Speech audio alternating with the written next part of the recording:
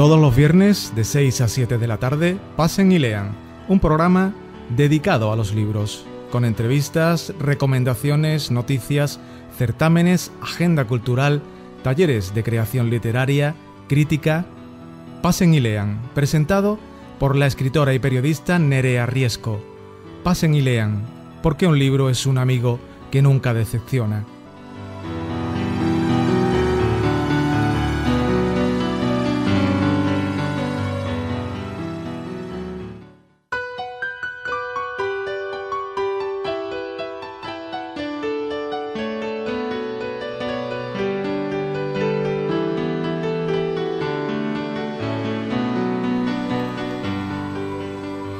Buenas tardes, señoras y señores. Bienvenidos una tarde más a Pasen y Lean, el espacio radiofónico en el que los libros, los escritores y las actividades en torno al mundo de la edición son los auténticos protagonistas. Decía el poeta portugués Fernando Pessoa, los viajes son los viajeros. Lo que vemos no es lo que vemos, sino lo que somos. Y es que hoy hablaremos de viajes no solo en el espacio, sino también de viajes internos, de esos viajes que se hacen desde el corazón, de los viajes emocionales. Y lo haremos de la mano de nuestro invitado de hoy, Francisco Muñoz de la Rosa, nacido en Suiza, hijo de emigrantes andaluces, pero él es coreano de corazón, lo cual queda bien patente en sus obras. Él fue finalista del premio Funcas de cuentos en 2007, ganador del concurso de relatos Íñigo Borja de Gijón. En 2011 edita una novela biográfica sobre Alcibiades el Bello, y hace muy poquito acaba de salir su obra Sol en Queicho, su segunda novela, coeditada por la editorial Círculo Rojo, de la que nos viene a hablar hoy y que nos plantea una historia interesante. ¿Qué puede impulsar a los hombres a abandonar su vida y enrolarse en un viaje del que quizá no vuelvan? A principios del siglo XVII, el samurái Kasekura Tsunenaga fue puesto al frente de una expedición que habría de cruzar medio mundo y cuyo fin era entablar relaciones comerciales con España. Lo acompañarían el monje Fray Luis Sotelo y decenas de hombres en busca de fortuna y de hazañas. Pero detrás de lo que parecía una aventura que podría traer grandes beneficios a todos sus integrantes, se escondía un entramado de secretos y conspiraciones capaces de poner en peligro la vida de muchos y de enriquecer o enviar a la muerte directamente a otros. Sol en Queicho cuenta el viaje de Kasemura Tsunenaga y su tripulación y los motivos y tramas ocultos tras el proyecto comercial que pasaría a ser conocido en la historia como la Embajada de Queicho. Un viaje no solo en el espacio, sino también espiritual, que pondrá en contacto a dos culturas diametralmente opuestas y las verá enfrentarse incluso de forma violenta en no pocas ocasiones. Sin embargo, no todo es furor e incomprensión en la misión de Queicho. De la mano del joven comerciante Oda Kahuro veremos que siempre queda espacio para la curiosidad por lo nuevo, el entendimiento e incluso para el amor.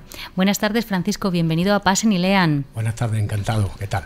¿Qué tal? Bueno, pues nada, un interesante asunto el que tratas en la novela, en el Sol en Queicho. Explícanos brevemente en qué ha consistido exactamente o en qué consistió exactamente esa embajada Queicho. Pues nos tenemos que trasladar al naufragio que hace el galeón San Francisco en las costas japonesas, poco antes de que se decida construir un barco que se le llamaría Datemaru por los japoneses y San Juan Bautista por los españoles. En ese barco viajaba Sebastián Vizcaíno, que a través de Fray Luis Sotelo le hace una proposición a los mandatarios, los máximos, al shogun de Japón, que en aquel entonces era Tokugawa Ieyasu, sobre la posibilidad de volver a enviar a Sebastián Vizcaíno en una nao nueva, construida en el puerto de Sendai, a lo que era la zona de Nuevo México y Acapulco. Lo que pasa es que hay una serie de circunstancias que tuercen un poco la mano que va a llevar la iniciativa en torno a la misión y los intereses que crean esa misma misión, y resulta que aunque al final todo acaba, digamos, mal, hay una serie de circunstancias que dan lugar a que la misión pues tome otro rumbo que no era para el que estaba pensado en el principio. Sí, porque el trayecto de la expedición era el Pacífico, centro de América, el Atlántico, llegan a las costas de Cádiz, sube pues a Luca de Barrameda y llegan hasta Coria del Río, que en aquel momento pues apenas está habitada por 600 personas, ¿no? Sí. El paso de la misión por Coria del Río no se tiene, bueno, se tiene certificado que sí, que estuvieron allí en Coria del Río, lo que pasa es que no se había o no se puede certificar que el apellido Japón venga exactamente o el número de japoneses que se quedaron en Corea exactamente. Entonces yo trato de dar un breve respuesta a eso y a otras preguntas que había en torno a la misión. ¿Por qué Tokugawa Ieyasu empieza a quemar cristianos justo cuando la embajada llega a Corea? Y sobre todo la estancia o lo que pudo pasar de los japoneses aquí en el pueblo de Coria del Río. Te he leído decir en una entrevista que la relación entre españoles y japoneses no fue nada buena. Pues no fue nada buena. Al contrario de lo que se pueda pensar, hubo una trifulca bastante gorda en la zona de Acapulco cuando llegan y reciben las primeras felicitaciones, los primeros recibimientos, y era porque los japoneses estaban muy ensimismados con el vino. Entonces hay un comentario de Sebastián Vizcaíno de que los japoneses son todos unos borrachos y acaba eso con 3 españoles muertos y 4 japoneses muertos también, el último que viaja desde Centroamérica hasta Nuevo México herido y acaba muriendo en Nuevo México. Pues sí. Una escabechina. Sí, una auténtica escabechina, desde luego. Madre mía. Porque no solo eso, sino que en el viaje ya se habían enfrentado por el tema del agua potable. Porque los japoneses, limpios como eran, que eran muy limpios, utilizaban en el barco a escondidas de los pilotos y de los mandos de la nao el agua para lavarse, y eso causó problemas también. Entonces, bueno, pues era un dato curioso y era un dato significativo de lo que podía haber pasado luego, que en realidad pasó. Entonces la situación no había una amistad tal cual encasillada en la misión, desde luego. Y quizá también una de las razones de esa distancia emocional entre los dos pueblos era la religión, porque ellos eran budistas, un mundo marcadamente cristiano, por fuerza tenían que chocar, ¿no? Bueno, pero yo creo que el mayor choque, la mayor confrontación viene de mano de las culturas, de ser dos culturas completamente diferentes, porque no tenemos que olvidar que la zona de Sendai, de la que salen la mayoría de los samuráis, de los mercaderes que viajan en el barco, se estaba cristianizando poco a poco e incluso había algunos conversos ya. Entonces el choque viene más quizás por la zona de el enfrentamiento en esas dos culturas tan diferentes que en el mismo cristianismo, desde luego. Luego aparece en tu novela el viaje de Oda Kanjuro, un joven mercader que tras asesinar al asesino de su hermana se ve obligado a partir engañando a su padre. ¿Este conflicto es un conflicto real? Y si es así, el proceso de documentación, ¿cómo lo has llevado a cabo? El conflicto es real. Este es un personaje que es ficticio, que nace de mi cabeza. Sí. Entonces se me ocurría que podía ser uno de los japoneses que pudieran caer recalando en Coria del Río. Y lo que es la documentación, bueno, yo cuento el viaje de Oda Kanjuro en paralelo. Son dos héroes en la novela. El de Hasekura Tsunenaga es un héroe y Oda Kanjuro es el otro. Y lo que es la documentación, pues yo no sé exactamente qué es lo que hacen otros escritores, pero yo me he dado cuenta de que una buena novela de la época puede ser muy buena a la hora de documentarse.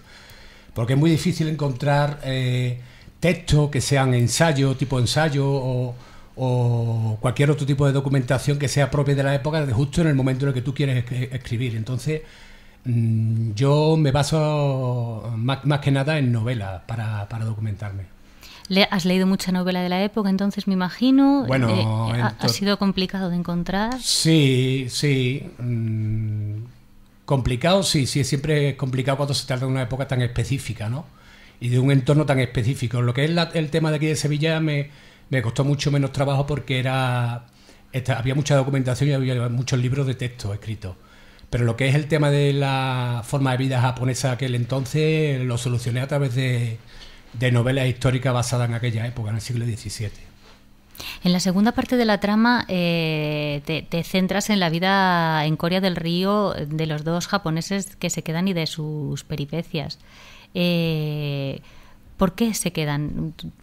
¿Cuál es la razón que tú das? Yo no sé si eso contestarlo o no, porque sería preferible que eso lo descubriera. Es un spoiler, ¿no? Sí. Es un spoiler. Vale. Lo que no se pueda contar no me lo cuentes. Sí, pero más o menos así un poco por encima te puedo decir que Coria del Río tenía 21 carpinterías de ribera en la que se construían muchas naos y muchas embarcaciones.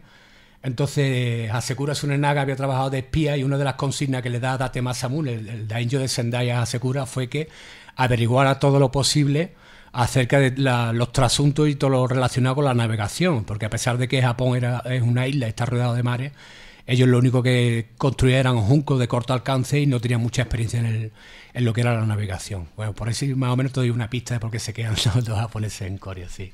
Una de las cosas que también aparece en la novela es, Oda Kanjuro encuentra el amor de la mano de Lucía, la joven coreana. El amor, parte fundamental también de la novela, y el amor entre culturas. Sí, muy complicado de exponer eso en una novela. Sí. En realidad, ese amor, esa historia de amor viene un poco conciliada con el tema de introducir personajes femeninos, que hasta entonces no aparecen en la novela, ¿no? Entonces, introducir personajes femeninos da mucho juego y mucha más densidad a una obra, y si acabas contando una historia de amor, pues más todavía, ¿no? Pero yo creo que el resultado es un resultado muy al estilo cervantino, con mucha picaresca, con muy propio del siglo en el que estaban situados, en el que estaban en la época que estaban viviendo, y el resultado creo yo que es bueno, de lo que pudo pasar entre los japoneses que se quedan allí y los típicos coreanos o coreanas que curioseando van al puerto de vez en cuando a ver pasar las galeras, y las galeras que se quedan allí y los personajes o los personajillos que van pasando por el puerto de Coria del Río. Y también en tu novela hablas del auge y la caída de la misión Keisho y sus motivos, los desencuentros y encuentros con las autoridades civiles y religiosas. Sí, eso era una forma de contar, porque en realidad los libros que se habían escrito antes no... tenemos el de Sasuke Endo, por ejemplo, o el de Francisco Narla. Francisco Narla se desvincula por completo de la misión, a pesar de que lo pone como gran titular en algunos de los ejemplares de su obra, de Ronin. Pero contar la misión tal cual en plan novela no se había hecho. La única novela que hay era la de Sasuke Endo. Entonces, desde mi punto de vista, no solo porque Sasuke Endo le da un toque demasiado espiritual a toda la novela, sino también desde el punto de vista irónico en la forma de tratar a todos los personajes que se van encontrando por las distintas ciudades. Era una forma de ser original en cuanto a la narración de la misma misión Keisho. Entonces, pues sí, el resultado es ese, que novela como la que yo he escrito no es, o sea, es más o menos la única que trata la misión tal cual, con todos los personajes, todas las vicisitudes que se están dando, y al mismo tiempo con una historia paralela que es la que desemboca y acaba en un encuentro, en un estadio final en el que se cierran todas las preguntas que elabora el libro. Y eso que hablabas antes de la quema de cristianos justo cuando la misión llega a España, ¿qué es lo que ocurre ahí? O tampoco del todo no se puede contar. Tampoco. Es un poco un medio spoiler, pero sí que es una cuestión también realmente dramática. O sea, estamos hablando de un momento muy conflictivo en el cual las relaciones eran realmente tensas. O sea, no eran tan agradables como nos pueden parecer, ¿no? Era un momento tenso realmente. Sí, tenemos que tener en cuenta que en aquellos entonces hacía 200 años que Japón había pasado por guerras civiles continuas. O sea, llevaban 200 años de guerras civiles continuas entre los clanes de los distintos daimyos de Japón enfrentados, y eso lo pacifica un poco, ganando la batalla de Sekigahara, lo pacifica un poco Tokugawa Ieyasu. Lo que sí es cierto es que, bueno, hay un personaje del que incluso hablando con Juan Manuel Suárez Japón, que es uno de los grandes expertos en el tema de no conocía, que es la influencia que pudo tener William Adams, el samurái inglés, en lo que es la misión en sí. Porque no creo que hubiera ningún personaje así adyacente o adlátere a la misión Keisho y a todos los personajes que la comandaban como William Adams, al ser una persona que tenía trato con la Royal Navy todavía británica, porque su antepasado era navegante de la Royal Navy y estuvo incluso a las órdenes de Francis Drake, el famoso pirata, sino porque él tenía un trato hecho con la Compañía Holandesa de las Indias Orientales. Entonces pienso que algún tipo de influencia tuvo que tener a la hora de decidir o de influir exactamente en que la quema de cristianos se llevara justo a cabo, justo cuando la misión llega a España. Y yo no sé, la novela ha salido hace poco, no sé cómo si has tenido ya muchos lectores de Coria, cómo la han recibido, qué cosas se han dicho de ella, qué te han dicho. Bueno, la verdad es que son poca la gente que la ha leído al completo, ¿no? Mi correctora, que es una chica que se llama María José Fernández, que es escritora, es periodista también, ha escrito un libro de relatos cortos con Almudena Grande. Me dice que lo que más le ha gustado es la historia de amor de Oda y Lucía. Y a mí me sorprende mucho, cuando hablé con ella me dijo que me sorprendía mucho porque yo me había documentado de forma bestial para que todo tuviera una estructura y que todas las piezas encajaran. Y resulta que cuando le hablo del porcentaje de ficción que tiene la novela, que se basa prácticamente en la historia de amor de Oda y Lucía, me dice que es lo que más le gusta. Me entraron ganas de llevarme la mano a la cabeza y decir, bueno, no sé si es que ella no valora del todo la documentación ni todas las entrevistas, la ironía que plasmo en cada una de ellas, o es el producto resultante de que lo que mejor me ha salido es eso, ¿no? En general me dice, sobre todo la gente, hay mucha gente, lo me han dicho yo dos personas, que la novela está muy floreada. Algo así como que está demasiado cargada de registro poético. Y yo eso lo tengo como una forma de escribir, ¿no? Me gusta hablar de los paisajes, me gusta hablar de los ambientes, porque creo que de acuerdo con un ambiente o un paisaje que se cuenta, el personaje, o sea, el lector se impregna de lo que puede ocurrir dentro de ese mismo ambiente. Y no paro de hablar dentro de la novela de la luna, de las nubes, de los paisajes de granito que se abren en Centroamérica, de los árboles que se mecen contra el viento, de las aguas del océano, del océano Pacífico, de las aguas del océano Atlántico, de las lluvias y todo eso. Y a lo mejor quizás me haya salido un poco floreada, como me dicen, pero yo lo veo que forma parte no solo de mi forma de escribir, sino de que es una buena forma de introducir o de ambientar al lector dentro del ambiente en el que se mueve.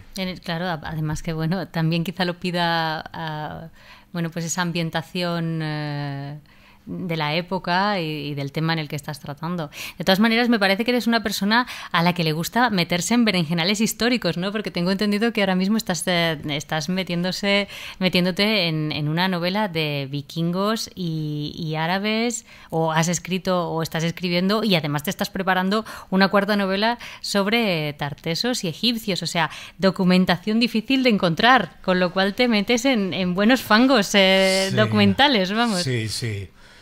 Para la novela esta de Solen que he hecho, desde que empecé a escribir o empecé a leer, a documentarme hasta que acabé de terminarla, me pasé 2 años, desde luego.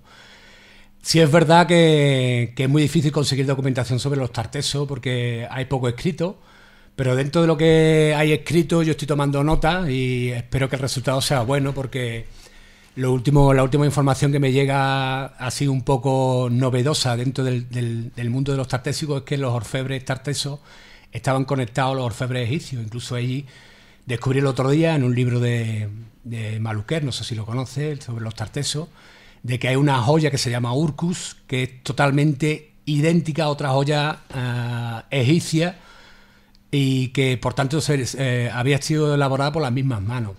Y eso me ha llamado la atención hasta el punto de querer buscar una trama en torno al vínculo que había entre los tartesos y los egipcios. Y en cuanto a lo que es la novela de los vikingos, pues estoy hablando porque no sé si lo sabía, que los vikingos estuvieron en Coria, arrasaron en Coria por completo. Sí. Y luego le dieron fuerte entablada cuando Abderramán II pide el auxilio de Musa ben Musa, el valí de Cuenca, y le dan fuerte y flojo, por decirlo de alguna manera, ahí en Tablada, zona de Tablada. Ya estoy más o menos por la mitad de la obra, son historias paralelas también, salto de una situación a otra, y bueno, también he necesitado bastante documentación y vuelvo a repetir que yo no sé si en tu caso, que tú escribes novela histórica, también te basas en novelas de la época para documentarte. Eso me gustaría que me lo dijeras tú, o si sigues otro tipo de proceso de documentación, o ¿cómo lo haces? Hombre, yo ya te contaré en Petit Comité, pero es que mis épocas siempre son mucho más avanzadas en el tiempo. Es que fíjate, de Tartessos todo lo que se sabe son especulaciones, entonces es arriesgado. Sí, es arriesgado. De todas maneras, uno cuando escribe novela está contando una parte de ficción dentro de una realidad, ¿no? Claro, claro. Si uno quiere hacer una breve nota del autor contando qué parte es real y qué parte es ficción, lo puede hacer, pero más o menos el que lee sabe que se pueden encontrar cosas que son especulaciones en todo claro, lo que cabe. Por supuesto. Escribir un ensayo hoy en día sobre los Tartessos que sea novedoso es muy difícil. Muy complicado. Muy complicado. Escribir históricas siempre es muy difícil y sobre todo eso, el previo, un proceso de documentación en el cual, bueno, pues uno se involucra, como tú decías, pues 2 años has estado documentándote y luego pues el proceso de creación de la novela, que es otro tanto, ¿no?, de tiempo en el que uno se involucra. Sí, la verdad es que lleva bastante tiempo y no es fácil porque tú sabes igual que yo y que da mucha credibilidad al autor contar la forma de vida que tenían los personajes, qué es lo que hacían, cómo vestían, qué es lo que comían y todo eso. Y da mucha credibilidad al autor e incluso dentro de la misma obra, ¿no? Lo que es la ambientación y trasladar en ese sueño de ficción que tratamos de conseguir los escritores al lector, desde luego. Pues ya lo último que me gustaría preguntarte es de qué manera las personas que nos están escuchando, que están al otro lado de las ondas, que se quieran acercar a tu obra, a este Sol en Queixo, ¿cómo pueden conseguir la novela? ¿Cómo se pueden hacer con ella? Bueno, aquí en San Juan, desde luego, hay una librería, me parece que se llama La Orden, donde está el libro a la venta. Y está en numerosas librerías de los pueblos de los alrededores de Sevilla, e incluso en Sevilla estarán unas 15 o 20 librerías. No creo que en principio si quieren hacerse con ellas en cualquier librería de estas, de las que son más conocidas. Y a través de la web también. A través de la web, a través de la página del FNAC. Del FNAC también. Sí. Pues ya saben, Sol en Queixo, una obra que seguramente les resultará muy interesante, que pueden disfrutar. Y muchísimas gracias, Francisco, por estar aquí con nosotros presentándola. Muchísima suerte y muchísima suerte con el proceso de documentación de las siguientes, que como te digo, te metes en buenos berenjenales. Gracias por estar con nosotros. Muchas gracias, encantado.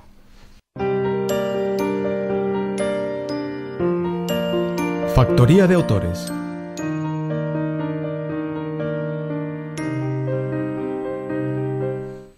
Pues ahí estábamos escuchando la sintonía de Factoría de Autores, ese espacio en el que todas las personas que tengan que enfrentarse a esa página en blanco encontrarán un hueco para perderle, bueno, pues un poquito solo, o quizá un mucho, ese miedo que normalmente suele atacar a ese momento de la creación. Ya saben todos nuestros oyentes habituales que Factoría de Autores está patrocinado por Factoría de Autores, una empresa dedicada, especializada en crear, bueno, pues a creadores precisamente.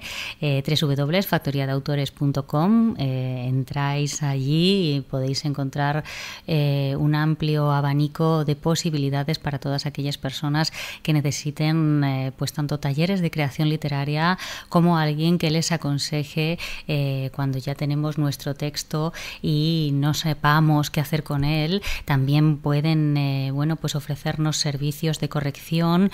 En definitiva, bueno, que se acerquen a esa página www.factoriadeautores.com y ya verán que bueno, que van a encontrar soluciones a todo aquello que se les plantee en cuanto a la creación literaria. Y también, como saben, bueno, pues una vez a la semana nos dan su pequeño taller de creación literaria totalmente gratuito a través de las ondas de Radio Guadalquivir. Al otro lado de la línea telefónica tenemos a Concha Perea, la autora de éxito, Concha Perea, que además de profesora de talleres de creación literaria, está a punto también de sacar, bueno, tiene muchos proyectos que ya nos irá avanzando más adelante, pero que también está ahí cocinando la nueva novela, la segunda parte de esa corte de los espejos, de la que también nos hablará más adelante. Pero hoy viene a hablarnos de un nuevo, bueno, pues de una nueva entrega de este taller de creación literaria de Factoría de Autores.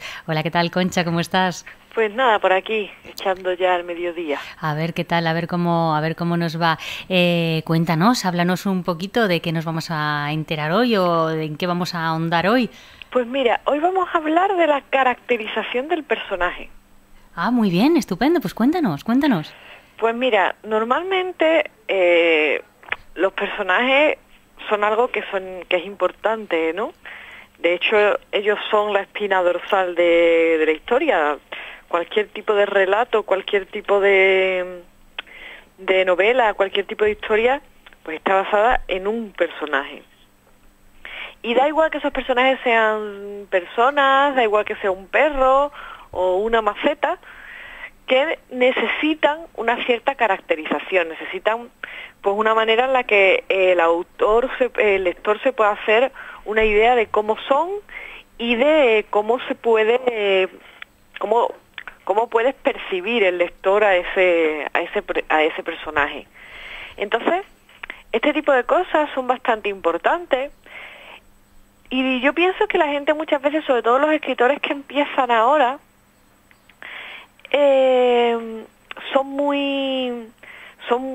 cometen una serie de errores que son muy curiosos, ¿no? Por ejemplo, es muy habitual, pues, en los escritores amateurs, la gente que está empezando, que como les encanta su personaje, te dan todo tipo de detalles. La forma de vestir, el pelo, el color de ojos, toda la personalidad, todo, pero todo agrupado en un único texto, o sea, en un único párrafo, normalmente al principio, y si tiene que ser larguísimo, les da igual. Y claro, lo que ellos no saben es que hacer unas descripciones demasiado largas, demasiado extensas, si saturamos demasiado de datos una sola descripción, pues posiblemente el lector pierda interés y deje de leer. Y además, si le damos demasiada información de golpe al lector sobre un personaje, es muy probable que luego caigamos en contradicciones o caigamos en pequeños fallos, y evidentemente el lector no es tonto, nos las va a pillar y nos las va a tener en cuenta. Entonces, hay que tener eso en cuenta. Primero vamos a pensar qué información vamos a dar de nuestro personaje, cómo lo vamos a presentar, y también cómo vamos a dosificar la información que vamos a ir dando de nuestro personaje a lo largo de nuestra historia. ¿Cómo lo vamos a hacer eso? ¿Cómo vamos a dosificar esa información? Pues mira, cuando tú presentas a un personaje, lo primero que tienes que pensar es qué impacto quieres causar en él, qué impacto quieres causar en el lector, qué es lo principal que tu lector debe saber como principio de lo que se va a encontrar. Pues vamos a ver. Esto es muy sencillo. Si tú tienes un personaje, pues a mí me resulta muy curioso la presentación, por ejemplo, en Canción de Hielo y Fuego, cuando presentan a los Stark. Pues te los ponen en una situación familiar bastante cotidiana, ¿no?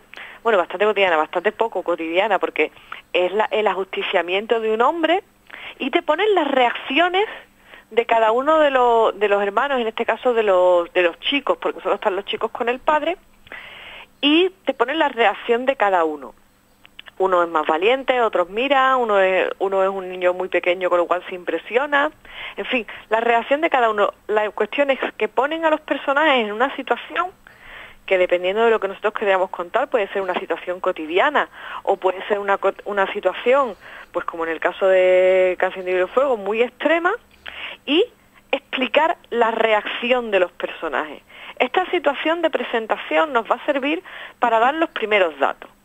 Pues vamos a dar, por ejemplo, puedes dar alguna nota de el color de pelo, color de ojos, la constitución de los personajes, en fin, pero vamos a darlas dosificadas, vamos a darlas de poco en poco. Vas a tener mucho texto, sobre todo si estás escribiendo novela, vas a tener mucho texto para luego dar muchos datos, y además no hay que volverse muy loco, por ejemplo, describiendo la forma de vestir de un personaje, porque a menos que sea indigente se va a cambiar varias veces a lo largo del texto, con lo cual no es importante ni siquiera describir demasiado, se parece mucho, no, porque era una persona que vestía de forma tal y cual, informal.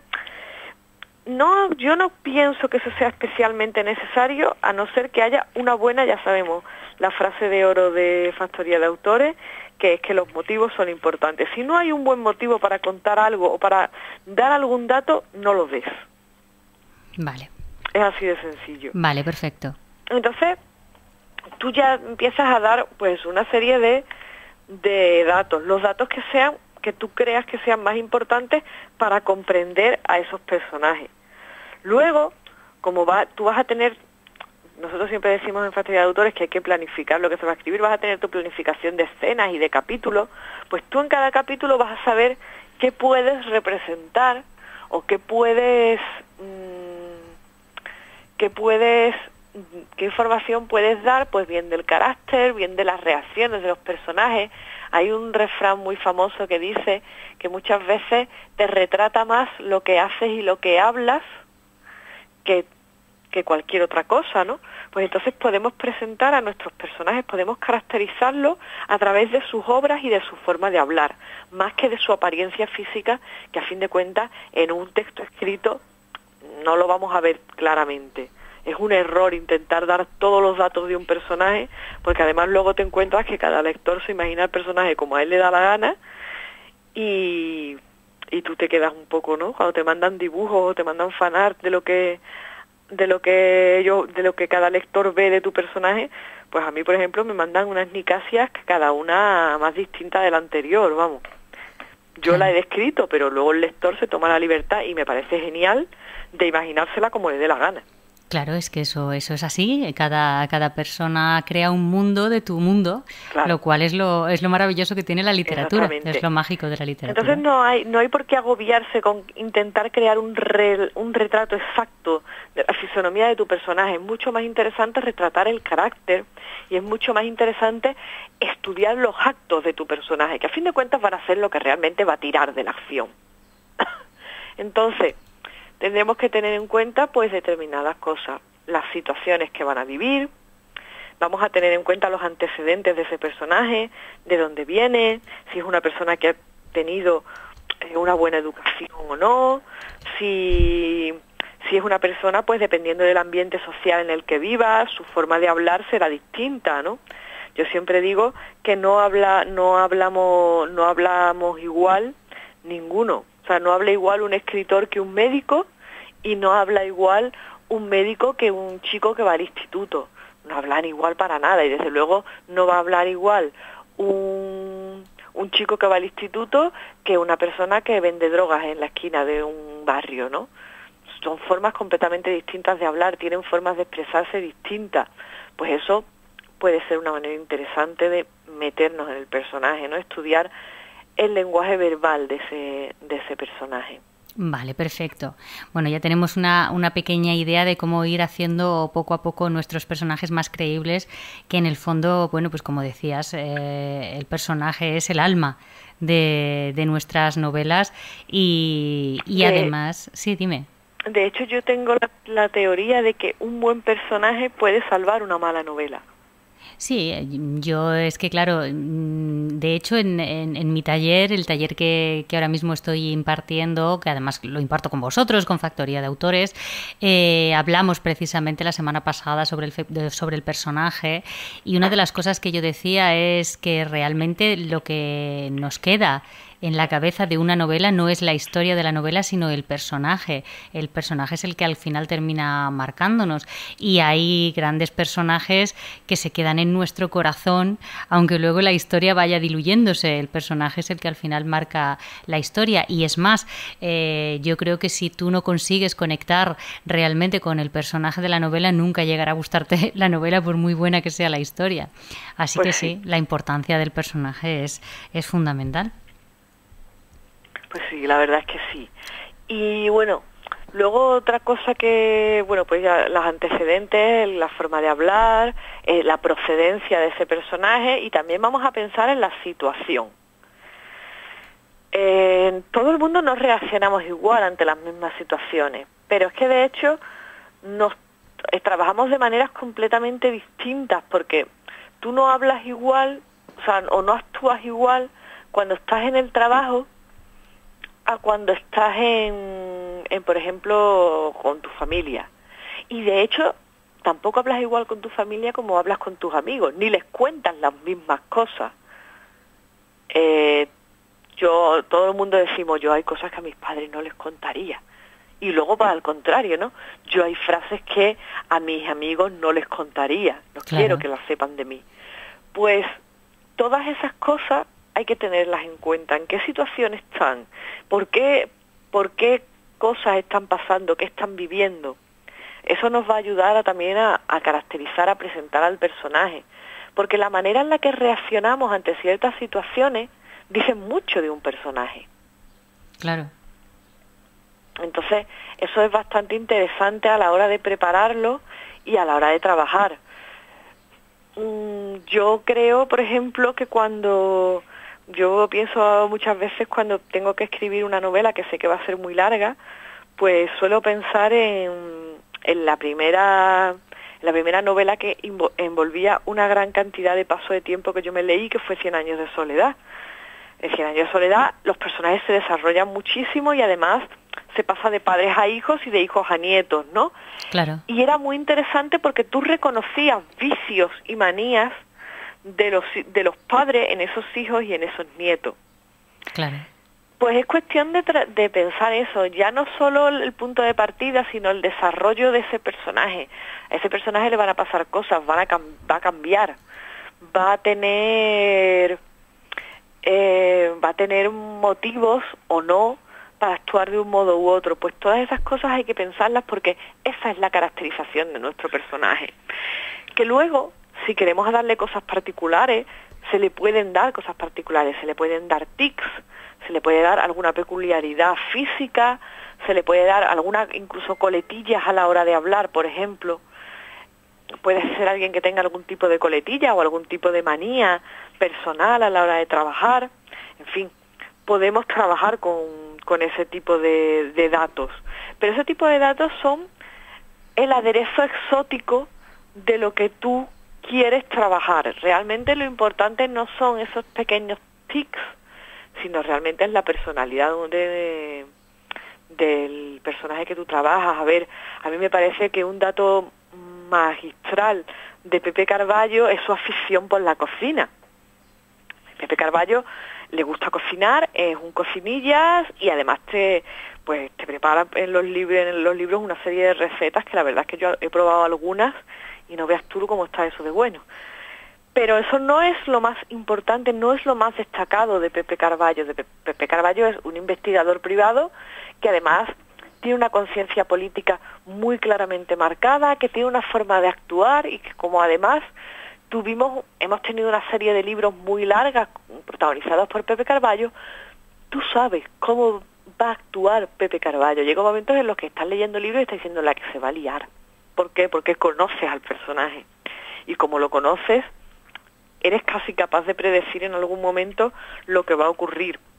En otras ocasiones te va a sorprender la actitud del personaje, pero eso el escritor siempre te va a explicar luego el porqué de esa sorpresa, ¿no? Pues eso se hace ya cuando el personaje está muy trabajado y lo conoces muy bien. Perfecto. Pues yo creo que ha estado estupenda la clase de hoy, nuestro taller de creación literario de hoy, con esa creación de personaje que viene como anillo al dedo para todos aquellos que estén planeando la novela. Para los que estén planeando relato, desde luego, estupendamente, pero para los que estén planeando novela, ha sido una clase estupenda. Muchas gracias, Concha Perea.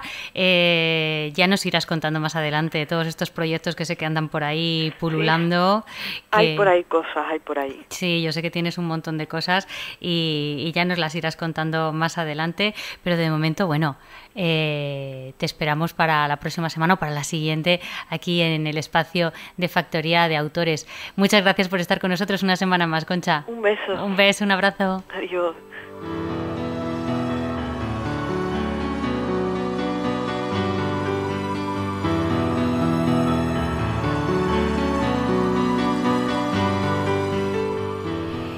Y ya sin más dilación, nada, nosotros nos tenemos que despedir. Recordarles que dentro de un momentito, dentro de nada, unos minutos, en Biblioforum presentaremos una novela maravillosa, la novela Tus magníficos ojos vengativos cuando todo ha pasado, de Juan Ramón Viedma.